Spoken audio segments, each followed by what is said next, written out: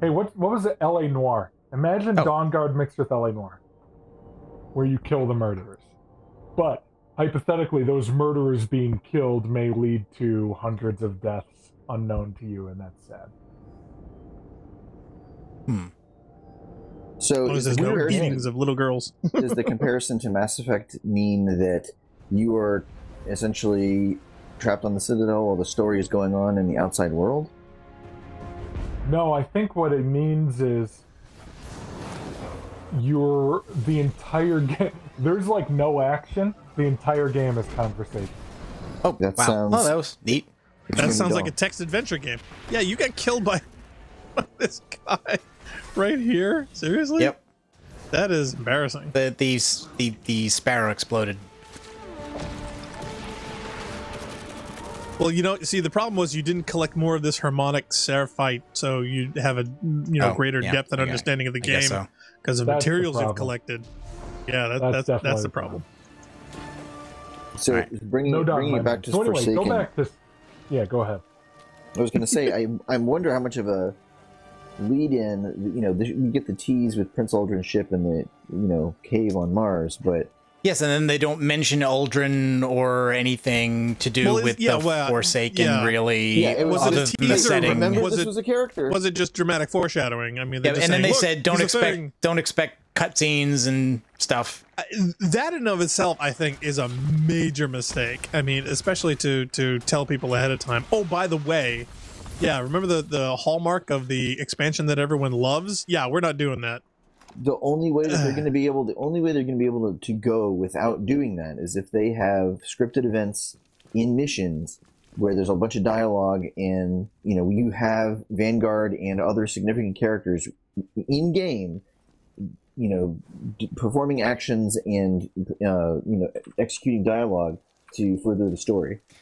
See, that's the thing. I honestly think they don't want a story with this. I think they're tired of the story with this. I think they want to have the flexibility of doing what they want and changing what they want and not being locked into a narrative that has been defined by somebody else prior that they have to stick to, or if whatever they want to do would break it. I think they want more flexibility. I think they're shying away from story and cutscenes and character development because they know that if and when they want to do something different last minute, they will have to either rewrite it or redo it, and they know that it would break. So to just avoid those problems, I think they are dialing that back in a serious way. And I don't know if I'm a fan of that. I think that's a grave mistake. I think it is too, but I think they're doing it for their own practical development game variation and reasons than any fear of pissing off story and lore people. Okay, so this last note, I'm guessing, is right up near the corridor before the entrance to Rasputin's room, right? No, actually, it's not even near the. It's not really near the entrance. It's at the end of this encounter where you ran into the boss on the right. I feel like that. What you were saying a second ago, Blackstar, though, I think that begs the question of what the hell do they have a writing staff for? Like, I don't know. I really don't know. Seriously, there's so many things in this that I find confusing, and that because when they came up with the explanation, especially a perfect example I can think of is the explanation of the stranger, and when there were so many loose threads and ends that they didn't tie up, didn't explain, or didn't incorporate in the game in any meaningful way, and they said, "Oh no, we're done with that storyline, we're finished," and fans were like, "What are you talking about? You didn't finish anything. It makes no sense. And, there are 20 things you didn't discuss or flesh out. What are you talking about?" And Bungie just said, "No, we're done. We're doing something else." And I think they like that. I think they like being able to be flexible with, hey, we're going in this direction and we want to do this and we want to do this for this reason. That's what I'm saying. I'm saying when they you're may tied be into a story, they don't have that flexibility, and I think that ticks them off, to tell you the truth.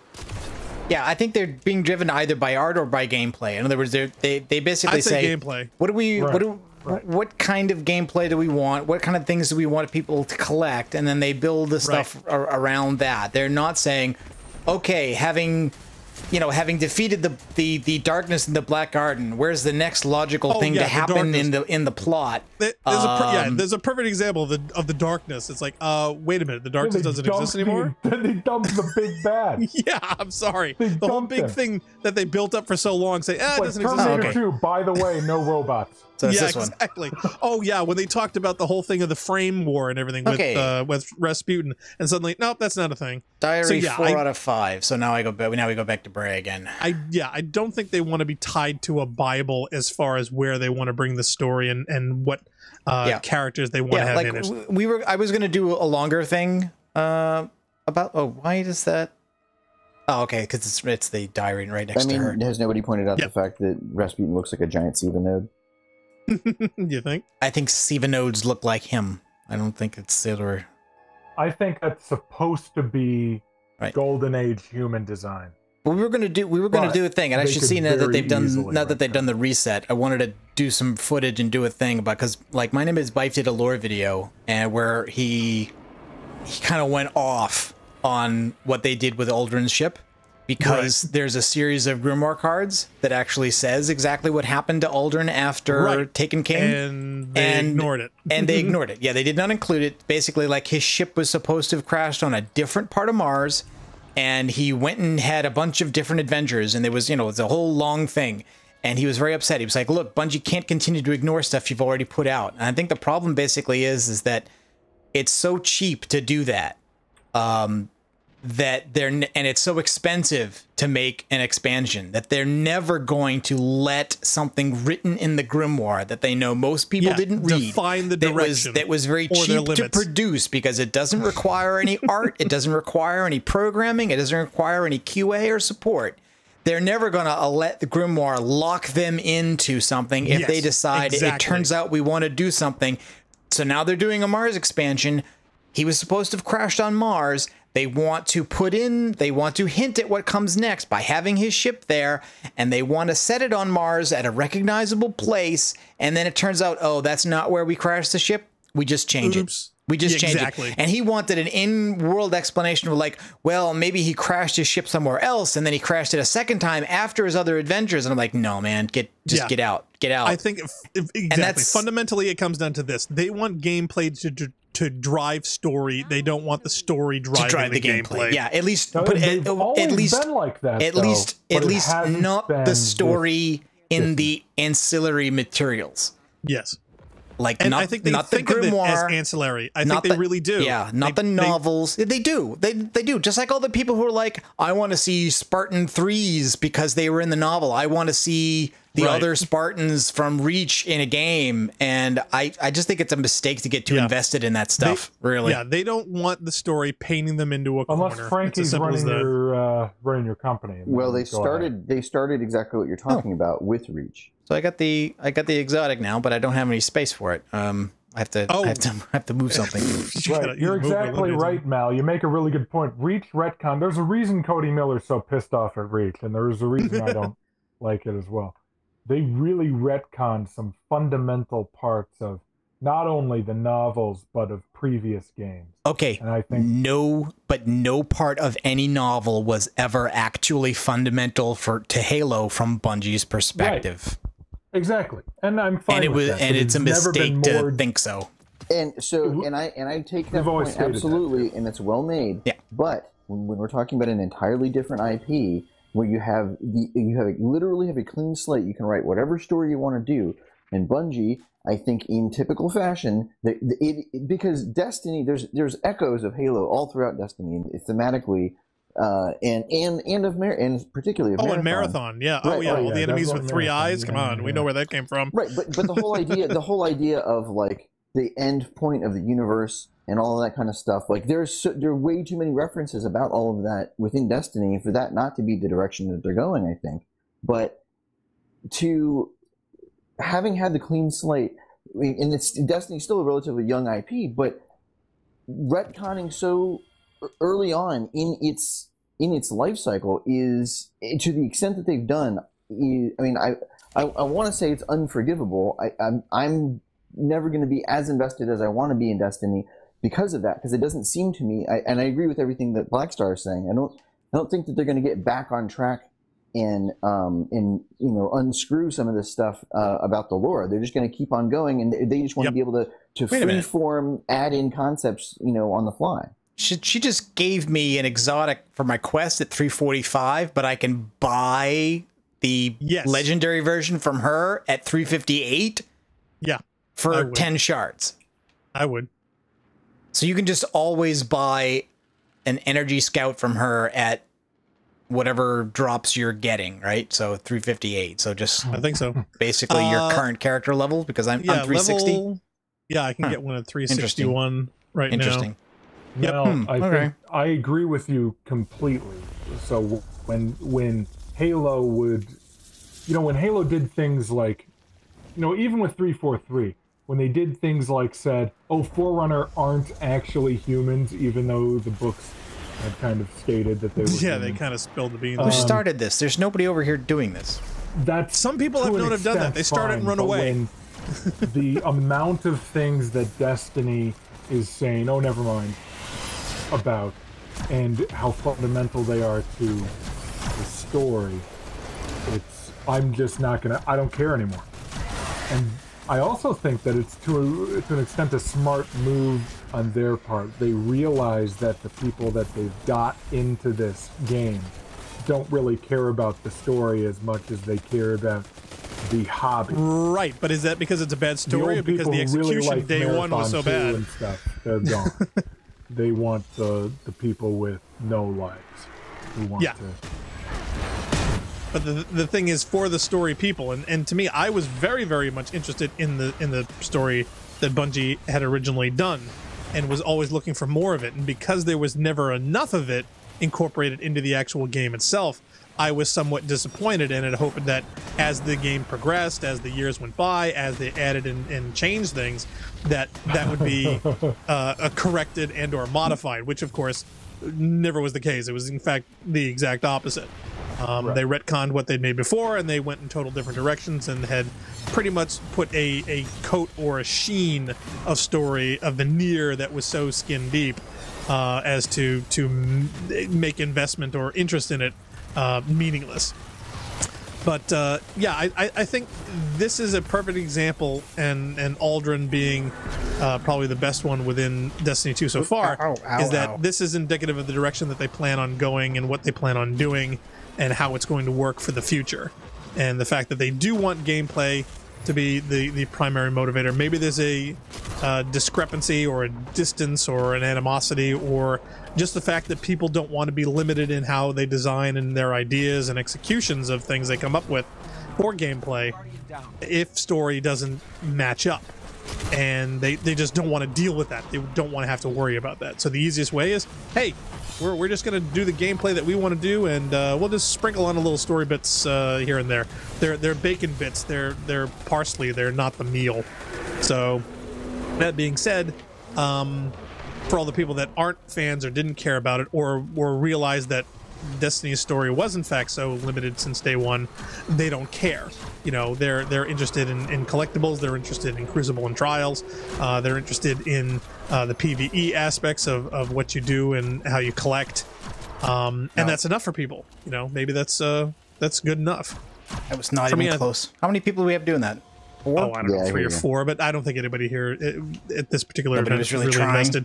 Nah, I don't think anybody was really invested. Just in us. level up. And to be honest, for this public event, I've seen people doing escalator protocol, which basically they trigger it and then just hop in a Sparrow and run away. So they can actually grief the thing. But yeah, so sadly, I don't think story is going to be a big element for this game or its future. That's a little bit disappointing, I think. I think it's a lot of it disappointing. It's definitely disappointing to me as well. And from a game developer standpoint, I'm sure there's some practical reasons of why that's the case. So many different changes, so different modifications when things that they plan on doing and can't execute or can't work out, and they don't want to retcon everything. They don't want to get the criticism for it. I can understand that. But at the same time, if that's the case, if they don't want to do anything until they've got things locked down, maybe it's just that they don't have enough time to really make a really great story in that window that is available once they've decided the finality of whatever their game models and environments are done. Maybe that's it. I don't know. But sadly, it just means that this particular title, for whatever reason, is not going to have the same depth or story as if somebody had written one where you had gone through an entire narrative from a single player perspective in other titles or in other universes. This is different, and this is going to be concentrating on the collectibles, on the mechanics, on the environments, on the art, obviously. And sadly, it is not going to be as much of a presence story-wise as in other game titles can be. Yeah, I agree. Disappointing. I'll probably play it. But what's really cool is this lovely. I guess it's not really a shader. I think it's an ornament on the Polaris Lance. Now, Narc, you don't have this, do you? No, I don't think so. I mean, I just started playing with the thing, so yeah. Well, I don't get punch on my camera. Let me get out. Of, no, wait, I don't have that. This was a separate set of scenes built for the restream, so your camera's not even in this. Oh, okay. Well, sorry. Too bad. But yeah, the Polaris Lance actually has this really neat.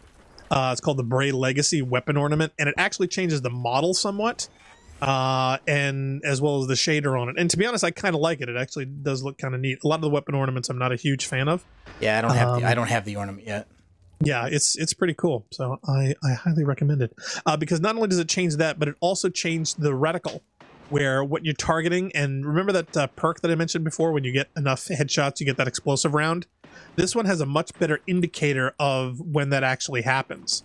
So for those people who like this particular gun, having that on there does have a practical reason for it as well. Oh, okay. Punch it up now. I've got your screen up.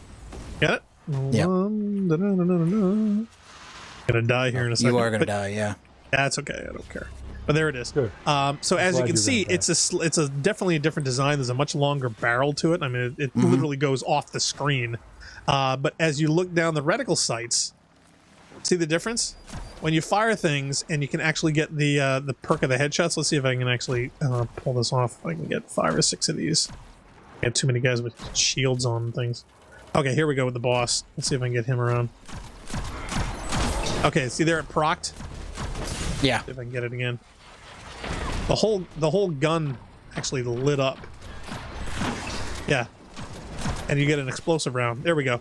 So as you can see, that actually lights up with the little wolf icon, and when I fire that, it actually exploded on his head. You actually get an explosive 5th bullet, which is kind of neat. So I think this indicator is a little bit better than the other one.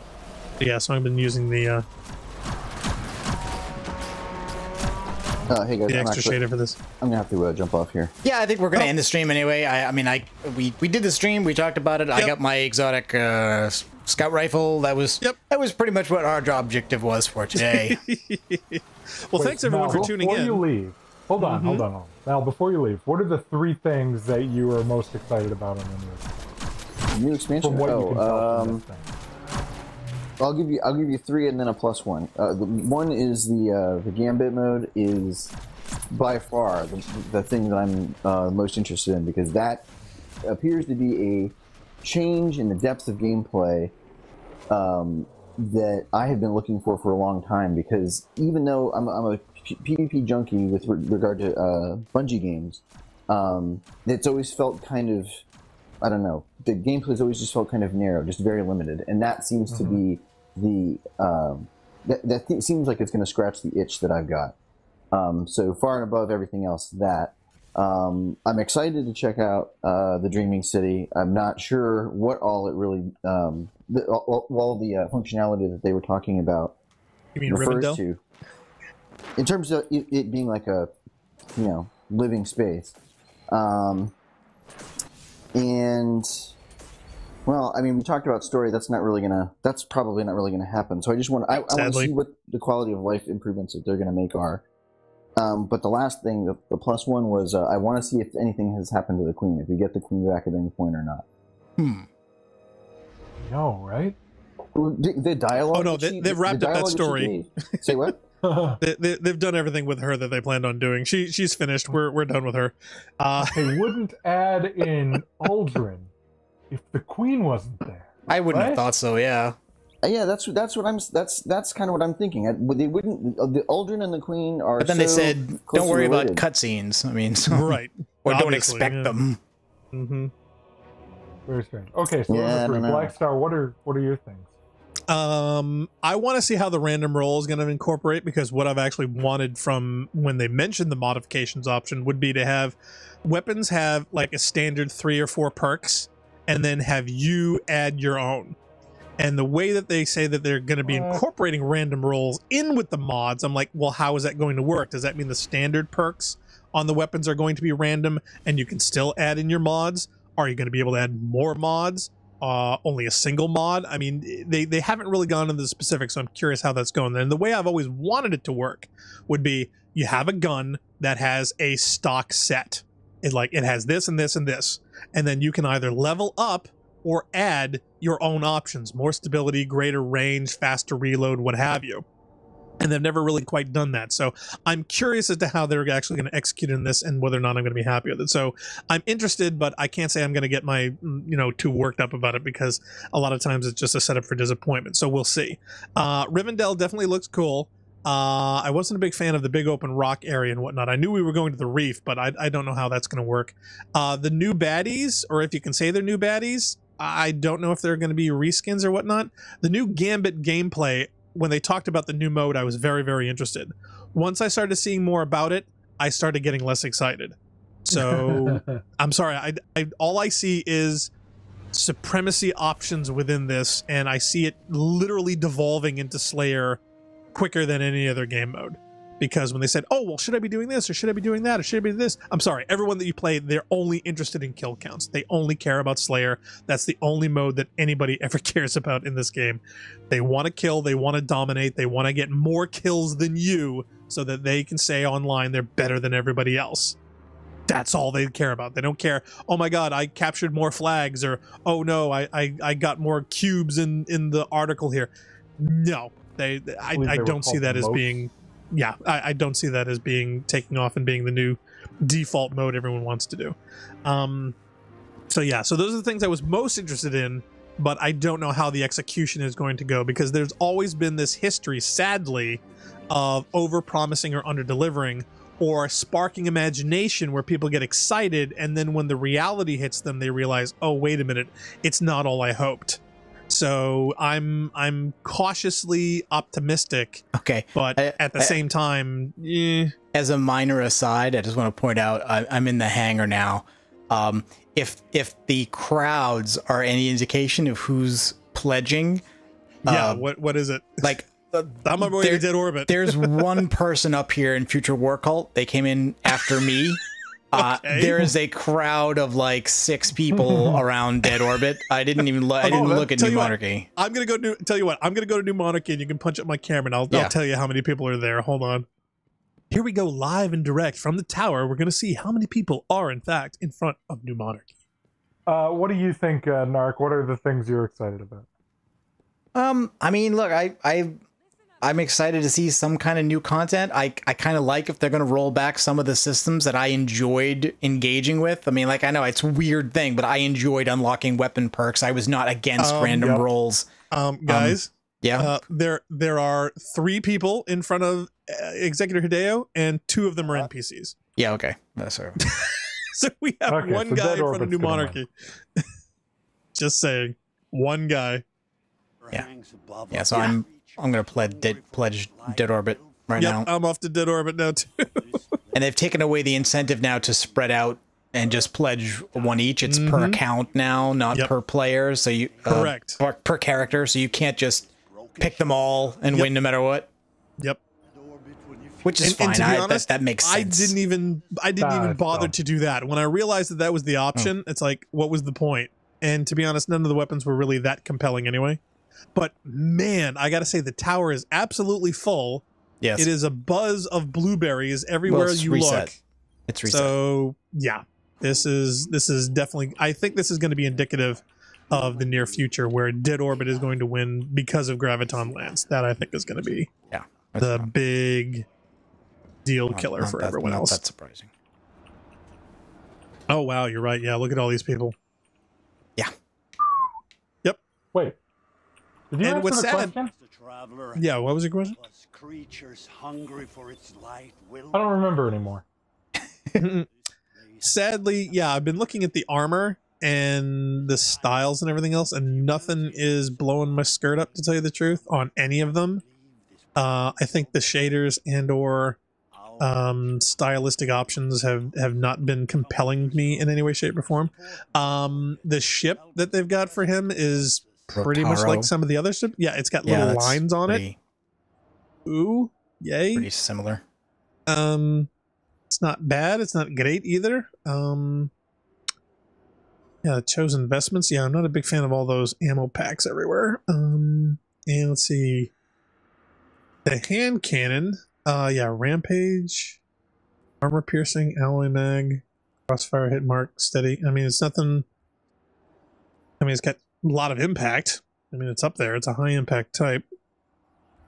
And the shotgun I heard was okay, but not super fantastic. It's got accurized and extended mag. Got rifle barrel, smooth bore. And auto-loading holster. Yeah, this to me is kind of a wasted perk. It's holstered weapon automatically reloads the weapon after a short time. It's like, okay, but it looked just like Hawthorne's, to tell you the truth. And if you've already got a Hawthorne's, how does this discern itself? Yeah, I honestly don't know. So, yeah, so as far as the other things he offered, but this is it. This is the big thing. Graviton Lance, when you reach level 50, level 50, additional bonuses when displays, and I think it's better target acquisition. But it's the reward for faction rally, so you don't. Do you also have to be level 50 to get it? Yes. Yeah, that's the whole point, is you grind to get this, to get level 50 in this. Same thing with the ornament here. This, and of course I can't preview it because I'm not in a warlock, but this is a ornament for one of the warlock helmets. And I'm sure there's a lot of warlocks that think this is cool and they like it. I think I'm looking at the helmet. It's like, ooh, goggles. Look like I'm going skiing. So yeah, so other than that, that is not the greatest motivator throughout the range of it, but this one is. And for the perks that this thing does, and for what this weapon does other places, not only in PvE, but PvP, this is why people are here. Watch the skies. I want to see if there's anybody with Future War Cult now. It literally says now, speak to all factions before pledging. Yes, they make you do this, which is terribly annoying. We are going to remind you that there are other factions exist. Exactly. And we've already made up our mind. I was wondering why. I wasn't reading. I was wondering why I put a thing on Lakshmi after I spoke to Jarakalal. And in fact, I should have done it with the first one and just worked my way back here, but I did it back ass I know, afterwards. I did. Yeah, so now I have to run out to New Monarchy now. Yep, me too. I got to go back there again. Thanks, you, Bungie. I'll catch you later. Yep. All right, Mel, thanks for joining. I appreciate it. Absolutely. Thanks for coming.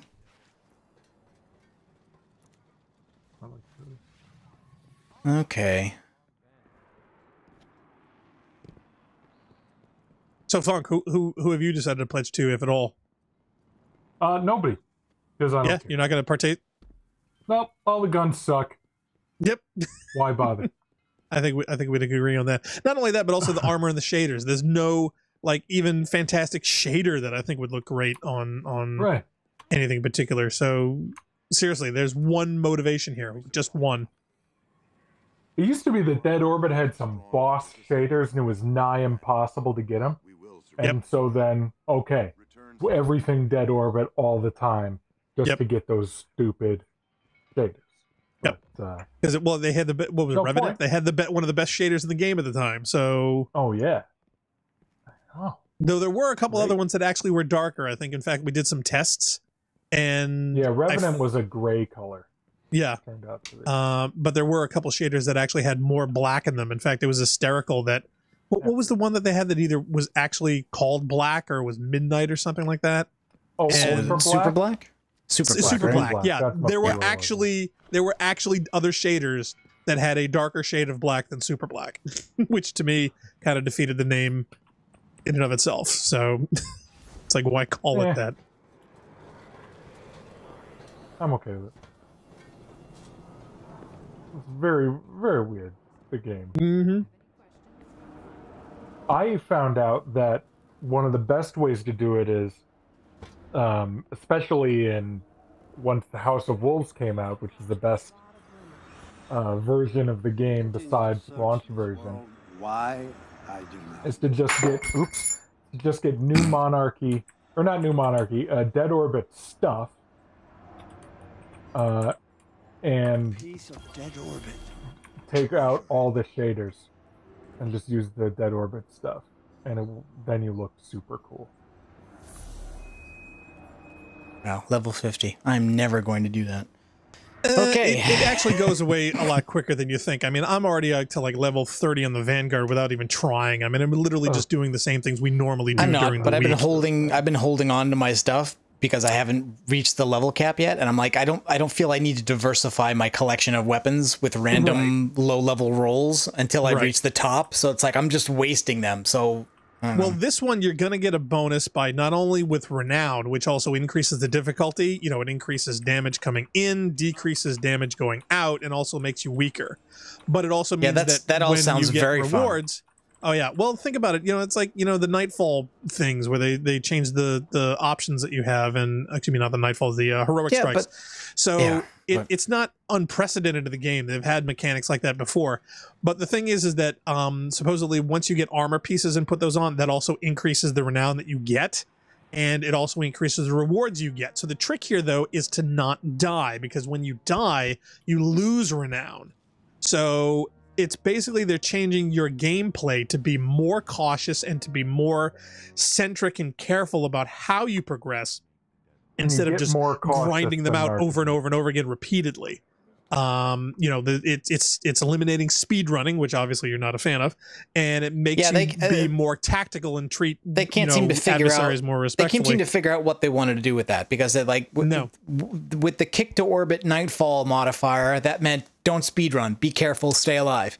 Right. And then they said no, let's make it score attack and put on a timer. Right, make it speed run and put a clock. What? I mean, yeah.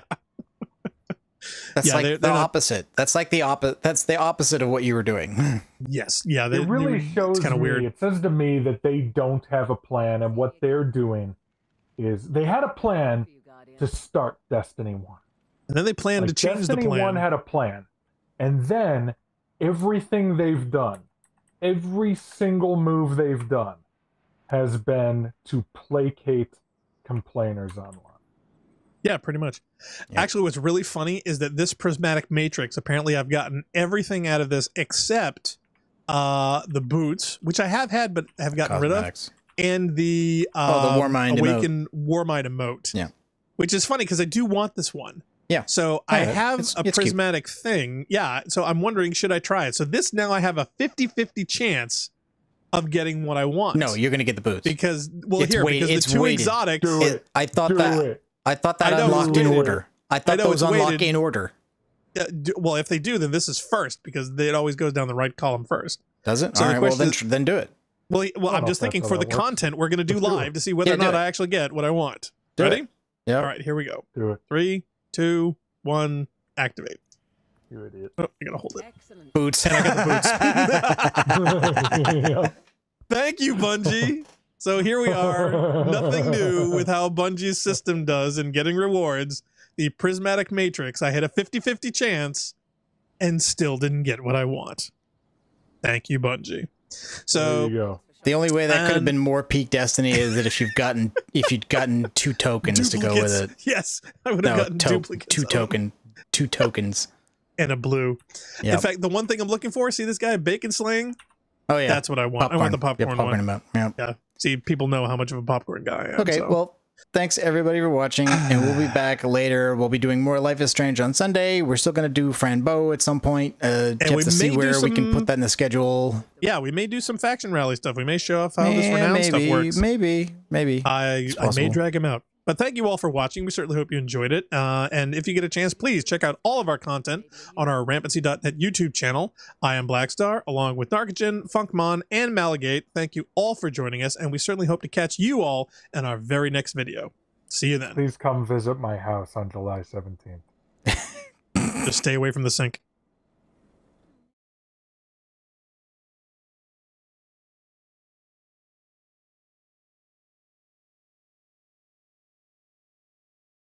Okay, we're out.